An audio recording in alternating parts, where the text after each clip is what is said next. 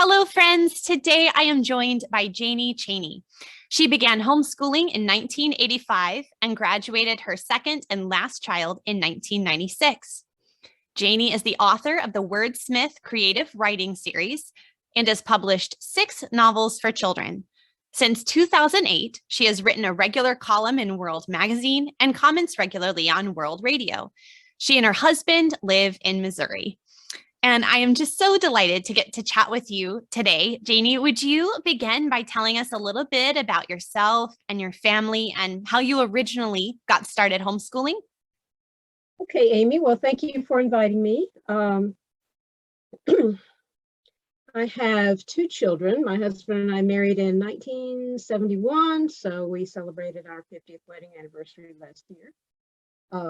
Our children are grown. One lives in Pennsylvania, and the other lives in the Las Vegas area. They both graduated from homeschool, but we didn't start with homeschool. That was in 1984. Sounds like a very ominous year, doesn't it? But that was the year that I became convicted that I needed to have my children home. They hadn't been in school very long. My daughter was in 3rd grade. My son was in 1st grade, and for the first time, they were in school all day long. And surprisingly, I wasn't expecting this, but surprisingly, I missed them. I missed having them at home. And I also felt like they had just been kind of removed from my influence. As soon as they got home from school, they wanted to run right out and play with their friends, or they wanted to do something else. And I felt like our relationship was broken. So around that time, I was listening to Dr. Dobson, and he used to have Dr. Raymond Moore on his program a lot. Raymond Moore and his wife Dorothy were homeschool pioneers. I don't think they started that way, but more and more they became drawn to the homeschooling model. And they were promoting several books on homeschooling. I bought one of those books, and that was it. That did it for me. I was convicted to homeschool right after the holiday break, the Christmas break. In 1983, I took them out of school, and we started homeschooling in January. It was a little difficult at first, just because they had been in school my daughter had been in school for 4 years. And it was difficult for them to see me as a teacher. That was probably the biggest challenge. I was mom, I wasn't their teacher. I wasn't smart enough to be their teacher. But we got over that hurdle. It took a little while. It took some adjustment, but we got over that. And I've never regretted it. I don't think they regret it either. My daughter is homeschooling. She always has. She's in classical conversations, and she's been a director and a tutor. My son, their one child has been in and out of school with the pandemic and all. Right now, they're kind of leaning toward a Christian school, but that's their decision. They'll get there. But as I said, we never regretted it.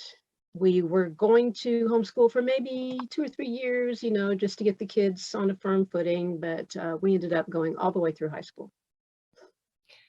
It's really interesting when I speak to moms from different generations of homeschooling. My own mom, my mother-in-law, like you, were homeschooling in the 80s and the 90s. And so many of their peers, I remember growing up hearing so many people would point to that interview with Dr. Raymond Moore on Focus on the Family. And a lot of people that really inspired them in that first initial kind of generation of homeschool pioneers. And, my fellow mamas and I are standing on the shoulders of all those who went before and homeschooled without the internet in so many ways, when there weren't curriculum just around every corner. And so I'm very thankful for those of you who made it so much easier for us now. But it's really fun how often that interview comes up when I talk to other moms. So one of the things I mentioned in your intro, of course, is that you have both written a curriculum about creative writing. You've written novels yourself. And so I was just kind of curious, your own experience with stories growing up. Was that always something you were captivated by? Were you reading and writing as a child, or how did that grow and develop over the years as you grew older and as you were homeschooling and then, now in your current life? I grew up reading stories. I loved to read. I was not very good in, I was pretty mathematically challenged, but I started reading at a pretty early age, and I was kind of a shy, withdrawn child. So my friends were books. I made friends with books. Um, I didn't really want to be a writer. I wrote well. Certainly wrote well enough, but that was not my ambition. And I would start stories and I wouldn't know how to finish them. And it was frustrating to me. So I didn't think about writing much. I wanted to be in the theater. I was more of an actor. I enjoyed playing parts and didn't mind. It was funny. I'm very shy in real life, but on the stage, I did not mind getting up and playing another part, playing somebody besides myself. So that was kind of interesting. I didn't realize until later that writing fiction, when I finally got around to it in my 20s, that writing fiction was very much like performing a play in my head, and I got to play all the characters. So there's a stronger connection between those two than you would think. But as far as stories go, I would imagine myself to be different characters. Or if there was a story that I really liked, a book that I just loved, I might try to imagine myself as a character in the book, or even make up a character. That was, I did that with movies too. If there was a movie that just really appealed to me, I would imagine myself as a character in the movie. So I suppose I had the makings of a writer, even as a child, but it took me a while to learn how to do it. Authors don't. I had this idea that authors just had great imaginations and they just made up stuff out of their heads, made up fabulous stories. That's not how writers work.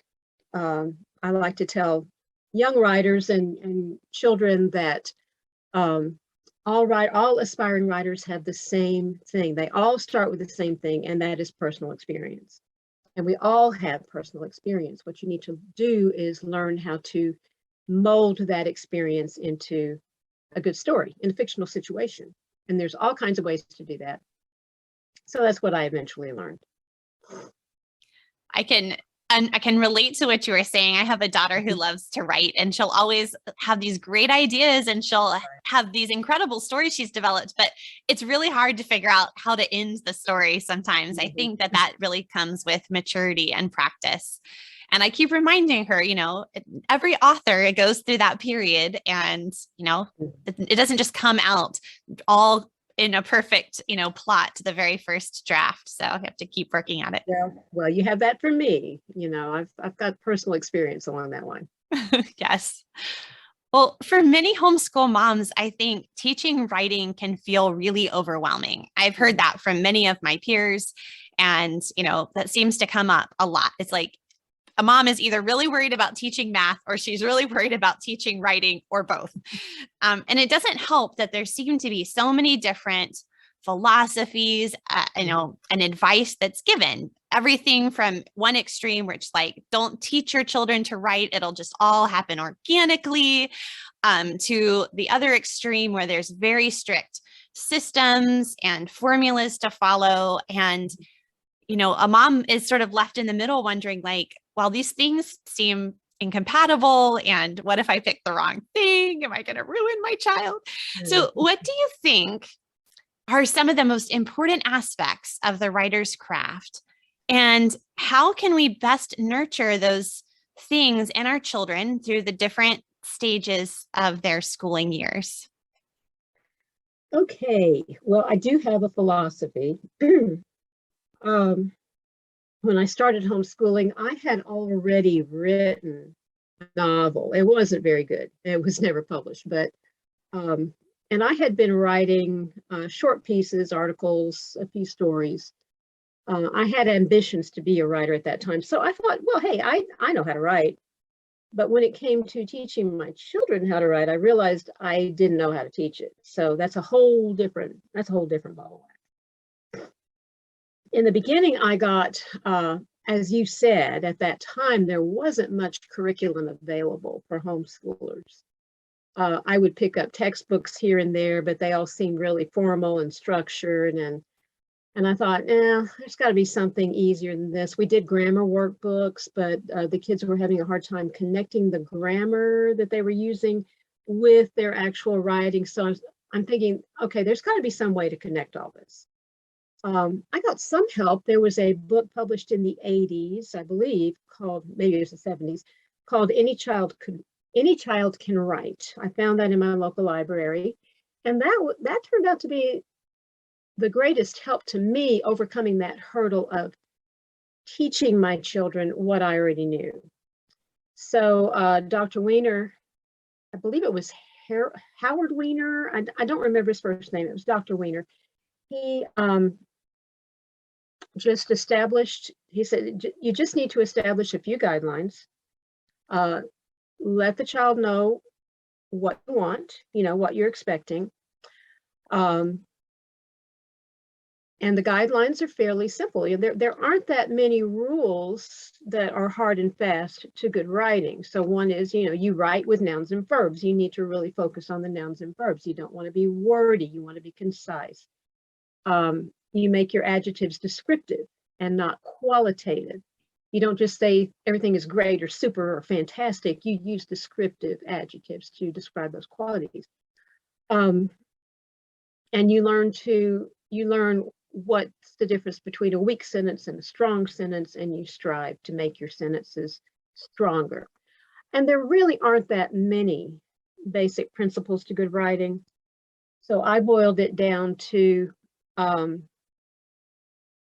learn the tools, focus, and use your experience. Those three principles were what I really tried to get across to my children.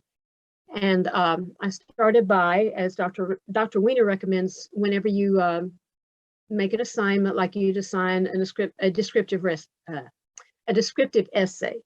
You assign your child a descriptive essay, say, describe a place. Give them a certain, like not a huge number, but like 5 or 6 guidelines. And the guidelines are on the order of include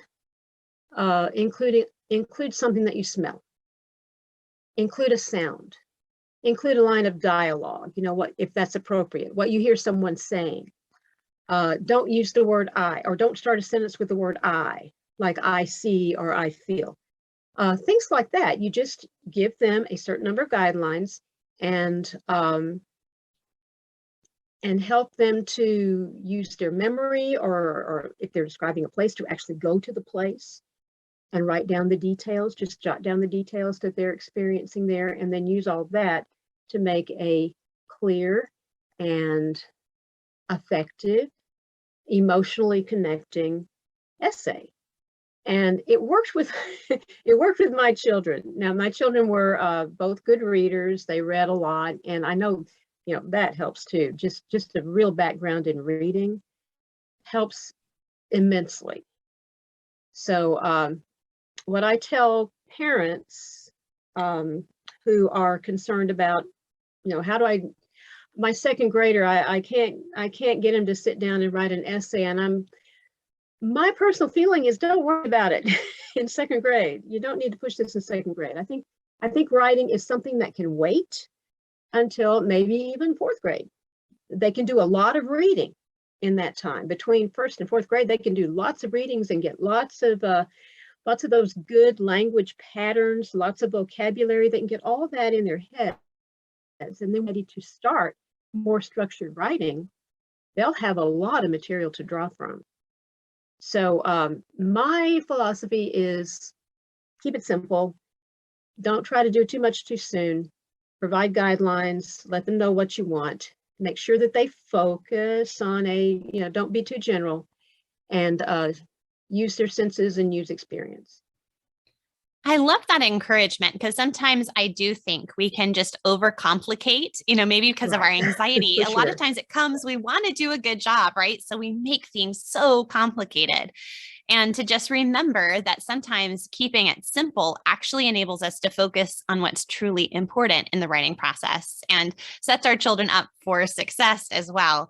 I think it's also a really good reminder. I appreciate you saying, don't worry so much about the formal writing in those early years. Even just the discussion we do with our children, right? As they're telling you about a Absolutely. story they read or even a TV show they watched, they are developing their own authorial voice and they're Hmm. learning how to connect ideas, how to tell a story in order, how to describe something to someone who didn't experience it themselves. And Right. so we can't forget that that's actually part of those pre-writing skills too. So even if they're not actually formally writing a paragraph, those skills are going to set them up for later on. Right. And I really encourage, I appreciate what you said about just conversations. I really encourage um, parents to talk with their children before they start writing, even before they start reading. They're telling you a story, like they're telling you about a dog they saw running down the street chasing a rabbit or whatever. Ask them questions. What color was the dog? How big was the dog? Um, what kind of sound did he make? There's all kinds of questions you could ask that could help them to get those language patterns in mind, help them to use more descriptive words, and just think about those things. How to tell a story in sequence. Those are, you can make tremendous strides even before they put a pencil to paper. Well, can I ask how we would then apply this in more the high school years? Because we talked sort of about like the very early years, those late elementary, middle school, where we, give them a goal, a handful of guidelines. Would you Mhm. recommend doing that same basic thing for high school as well? By high school, they should have a pretty good sense of um, good sentence structure, um, good vocabulary. They have a lot of those things in mind. In high school, you need to be more structured. That's when you start writing formal essays. I know that with some writing programs, the kids are writing 3-point essays in second grade, and I think that's a little early. There's plenty of time to get to that. But by high school, I'd say by sophomore year, certainly, they need to be writing more structured essays. But again, you can start with their experience, make their descriptive essays longer and more structured. Their narrative essays, that's when you tell a story or you relate something that happened to you. That's when they can start relating a story to a principle or a life lesson or something like that. By sixth grade, the ages of 12 to 14, that's when kids get more introspective. They're starting to think about, well, who am I? Why am I here? Why doesn't everybody like me?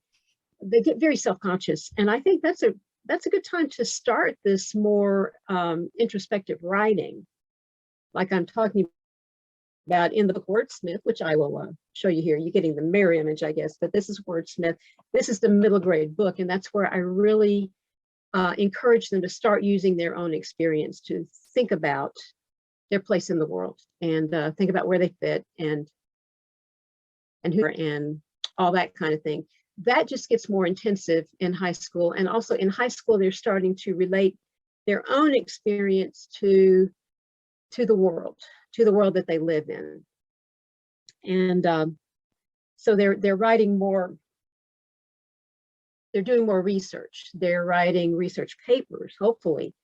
By sophomore year, they would have done at least one, it could be fairly short research paper. And I'm talking about, maybe 8 pages, where they have to do some research. They have to consult 2 or 3 or 4 sources and pull that information together in an expository paper. So that's all. They're getting more methodical, but they're building on the skills that they learned in middle school, hopefully. I say that Wordsmith is about building confidence in writing, and Wordsmith Craftsman, which is for the high school level, is about building skills. So they, in middle grade, they become more confident about writing by using their own experience. And then in high school, they can take that expertise and apply it to more expository, persuasive, critical, different types of essays. Yeah. In my own experience, so I currently have 5 children, and they range from early elementary all the way up to my oldest is a senior in high school. Mm-hmm. And what I have seen is if you can play with words in the early years and lay that good language foundation, and you help them develop the ability to just communicate, right? Both orally and with writing. By the time they get to high school, like they're able to take, my kids have taken classes from various writing teachers, and each writing teacher has a specific way they want you to format the essay or whatever. They give you certain guidelines. Guidelines are actually pretty easy to learn and to follow, MLA versus AP versus I want you to do the essay structure this way or that way. Like if you already are able to communicate, and that's the hard part, right?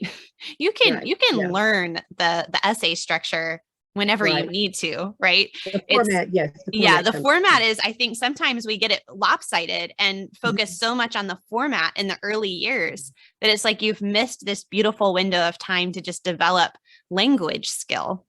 Mm-hmm. Yeah. Yeah. Sometimes we forget what our goals are. Yes. Like public school teachers do, we teach to the test, so to speak, and we just forget what the whole point is. Yeah. Well, I want to ask about creative writing. This is something I have not taught formally in my homeschool, although I have a daughter who's done NaNoWriMo a few times. I have other children who have either dictated to me or written very lengthy fiction works themselves. So it's certainly a part of our life, although not formally. But I would love to hear, like, what do you think is the value of including maybe a little bit more formal or purposeful creative writing in our homeschool plan? And how can we encourage maybe more reluctant writers who aren't so sure about this creative stuff? Okay. Yeah, I like that word, purposeful creative writing. As you say, some children just take naturally to this. They're making up stories when they're 5 years old, and they're begging you to write them all down so they don't forget them. And others, and I was kind of like this, like I said, I didn't consider myself a story writer. I could write perfectly good reports and, more expository type writing. But the so-called creative was just not in my wheelhouse, and I wasn't interested in that. But I think we have to rethink what we mean by creative. It's not necessarily wild imagination. As I said in my wordsmith book, I consider this a creative writing course, even though I'm asking them to write from their own experience. We start out building vocabulary, especially focusing on nouns and verbs. Make your nouns and verbs more strong. Then we go on to sentence structure, how you can rearrange and rewrite sentences to make them stronger. But then we get to the assignments where you're writing descriptions. For instance, you're writing narratives and dialogue. I talk about point of view. I talk about focus, and the very last assignment is to write a short story. And to some kids, this is very scary because they're good at starting, but they can't finish, or they just can't, they can't figure out a place to start. With those, I reckon, and even with the ones who are just wild about making up different worlds, fantasy worlds and science fiction and far out fiction like that, you still need to ground it. You need to ground those things in the real world, or you won't be able to relate to your readers. So the whole second half of Wordsmith is about writing, as I talked about before, writing from experience using lots of sensory details, using dialogue, using point of view, and all those things. And then we take, I suggest taking a description of the gym, for instance, the gym where you practice basketball, and use those same guidelines to describe a place you've never been. You could use a picture, for instance, to get your ideas, or you could use the same guidelines to describe a planet. That's the setting for your next science fiction story, for instance, or the world where you're putting your elves and dwarves. You use the same guidelines. You have to be grounded in actual solid experience to make your fiction believable.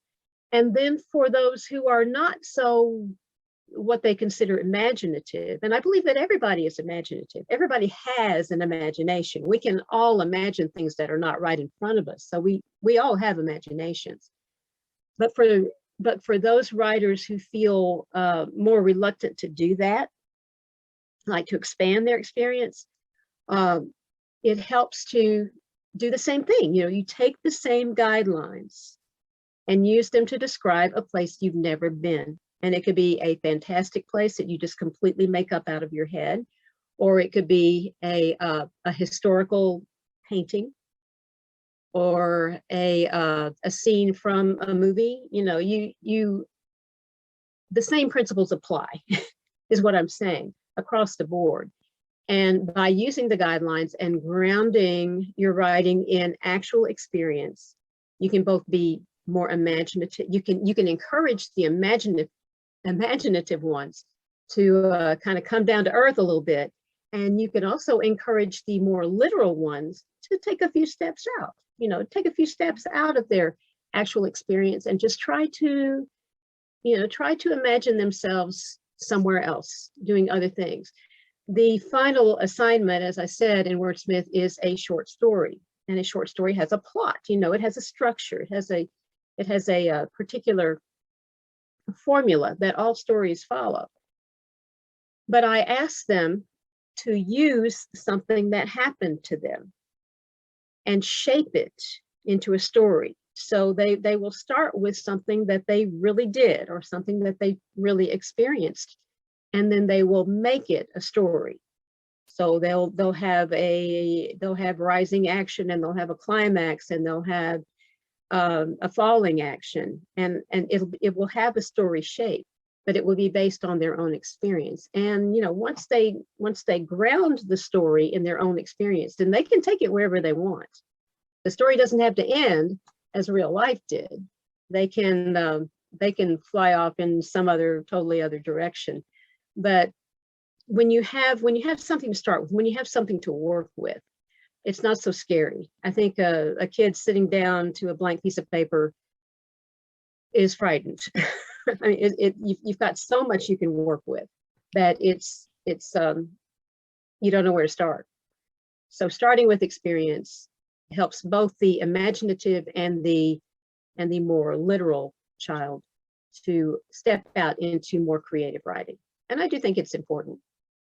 That is a really great tip. And I hadn't thought about how creative writing could start with something that's in your own experience. And that kind of takes away the, I could write about anything. That's almost like too much, right? I could write about anything is too scary. Yeah. There's too many options. It'd be hard to focus.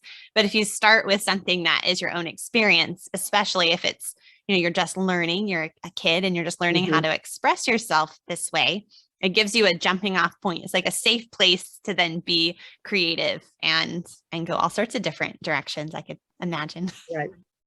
Yeah. What if I hadn't chickened out when my friend jumped off that cliff or when my friend took the dive off the rocks? Oh yeah. So go with it. What if you hadn't? Or what if you were scared at the top of the diving board and then you jumped off, and instead of going into the water, you went up into the air? See, there you go. Yeah. Gravity canceled. Yes. Oh, man. Well, on the Wordsmith site, you've brought up Wordsmith. That is your creative writing series. You mentioned the TOWER, TOWER process Right. for writers. Can you walk us through those steps and maybe give a few strategies for implementing them? Okay. The TOWER is just my acronym for the writing process. Every elementary school, middle school teacher tries to teach the writing process, and I just boiled it down to an acronym. So you just think of the 5 stages as TOWER. The first is T for think. You think about what you're going to write before you try to just barge into it and start putting words down on paper. You need to think about it first, jot down some ideas, let your ideas lead to other ideas, and just play with it a little while. So that's the thinking. Then you need to organize. If you're doing a formal essay, it would be good to write an outline. Even just a simple informal outline will help you a lot.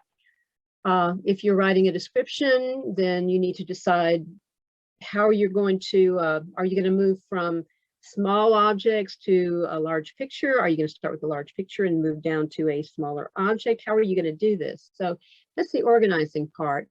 Then the W, of course, stands for write. That's when you write your first draft. And for a lot of kids, first draft is it. I wrote it. What else do you want? Check that box. Yeah. There's more to come. That's only the middle. That's only the middle of the process. So the W is write your first draft.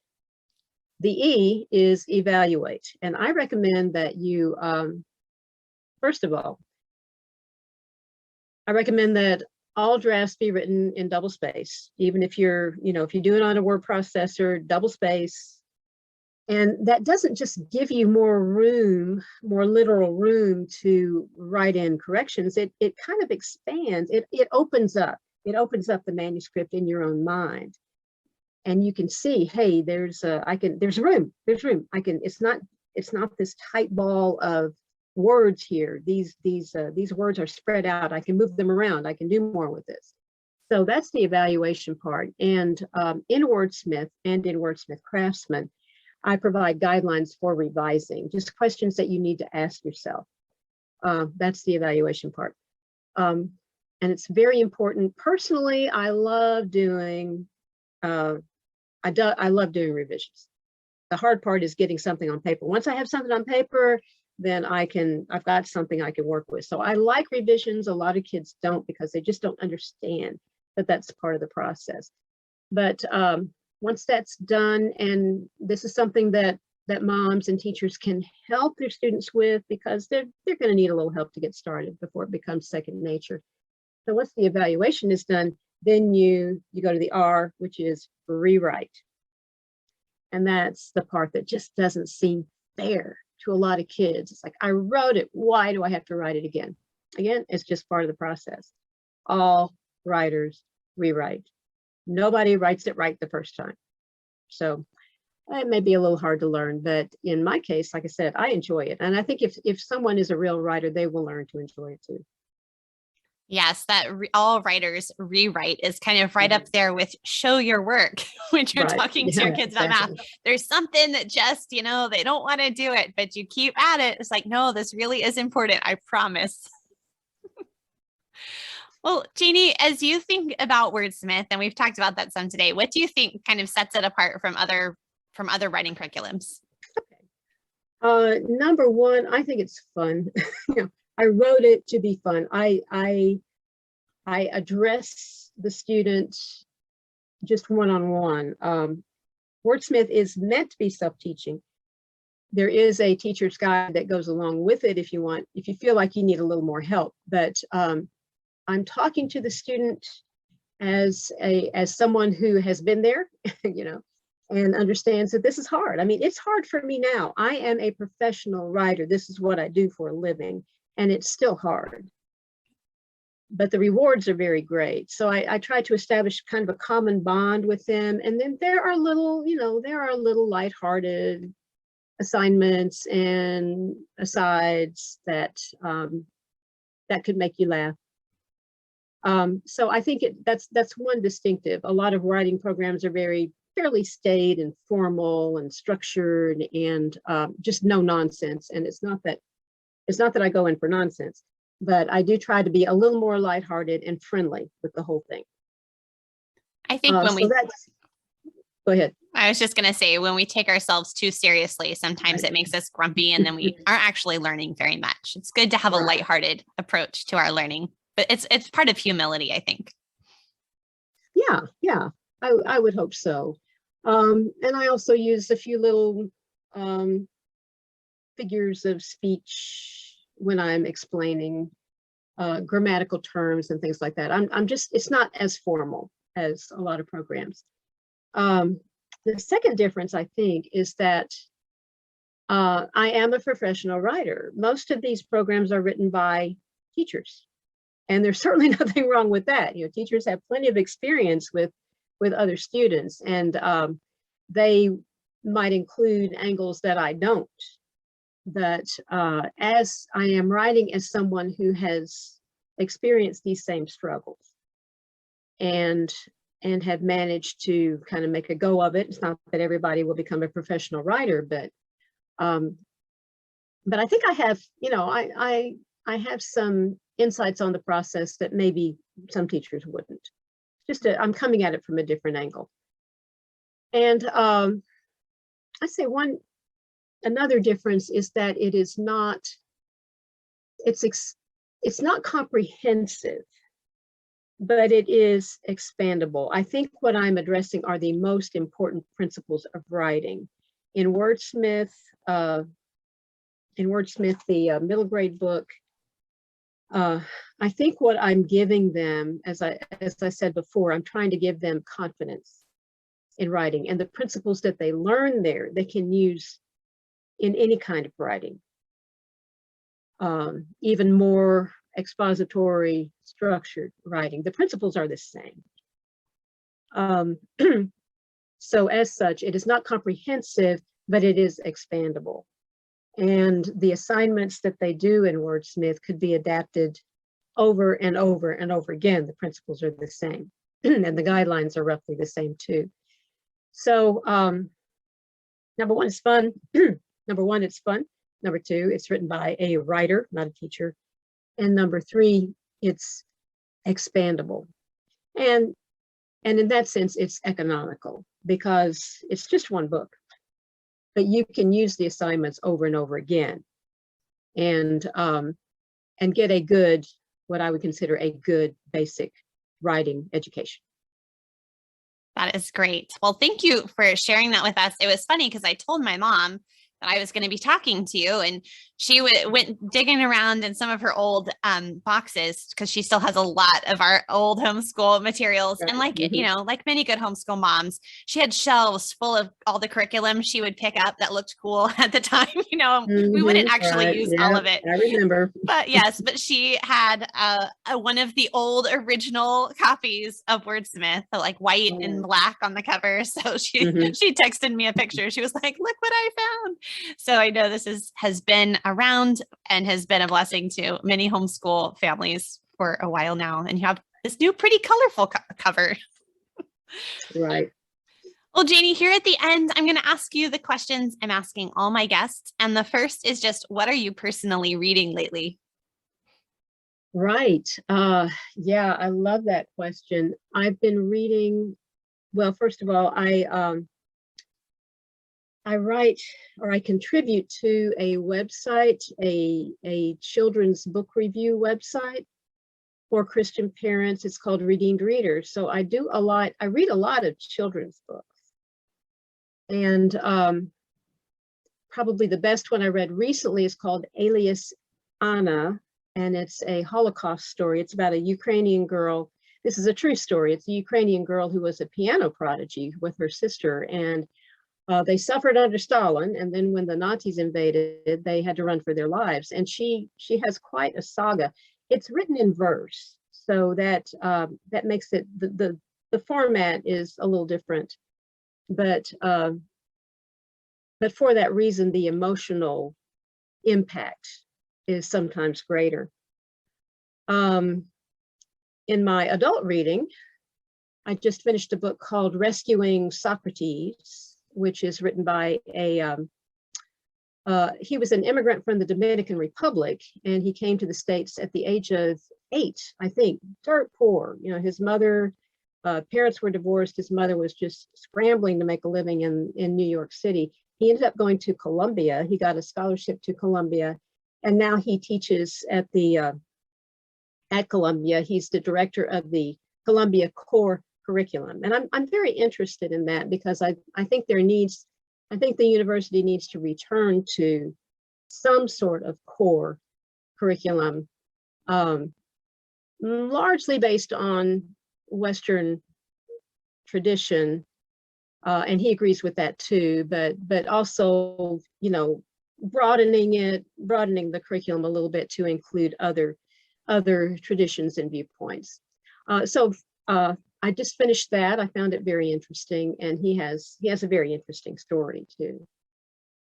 Man, one of the problems with having this podcast is every time I talk to someone and ask this question, I get more. I want to read that. my to be read stack is way too big already, but I'm going to have to add more now. Well, the final question I have for you is, as you look back from this point of view, what are your best tips for helping the homeschool day run smoothly? Oh, well, I think my biggest tip is try not to have too many expectations. I know this is very frustrating, especially for a lot of beginners. You're trying to get in, you're basically trying to replicate a school day with all the classes and all the reading all the pages and getting through a certain number of math pages and so on. You know, most schools don't even do that. So we need to, I would counsel beginning homeschool parents, just watch their expectations. And if you're in it for the long haul, you know, if you're just educating, or if you're just homeschooling for a year, that's one thing. But if you plan to keep homeschooling, just remind yourself you have a lot of time to do this. And school is not confined to a certain number of hours a day. School is life. You know, education is life. And as you do this, as you get better at it, as you get more comfortable with it, you will find more ways to incorporate real education into just everyday life. And as I said at the beginning, when we finished homeschooling, I had no regrets. And one of the things I liked best about homeschooling is that when my kids were teenagers, I felt like we were still friends, and we had good conversations. That's when they got to be fun. That's when they got to be really interesting. And I feel like I did not lose them during that time, and we were able to continue our relationship. And that was a great blessing to me. So just at the start of each day, give it to the Lord, do what you can, but don't feel bad if you don't get it all done. You've got a lot of time to do this. What a wonderful encouragement. Thank you. Well, where can people find you all around the internet? Well, redeemedreader.com is where I do most of my writing now. I do blog on the Wordsmith website. It's called wordsmithseries.com. So be sure that you put the series in, wordsmithseries.com. And I try to blog, or I try to add a blog twice a month. Don't always make it. Those blogs are mostly on educational subjects, on writing better, improving your writing, maybe interesting books to read. Even movie reviews sometimes. I reviewed The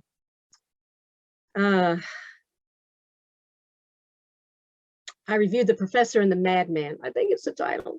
It's the Mel Gibson movie about the Oxford English Dictionary. That I just thought it really tied in with Wordsmith and what I was trying to do. So, you know, you'll come across things like that.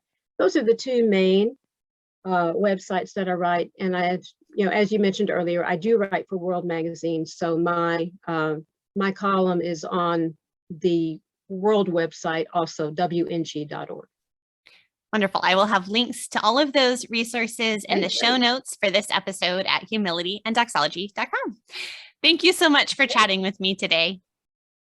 Well, thank you, Amy. I appreciated the invitation, and it was fun.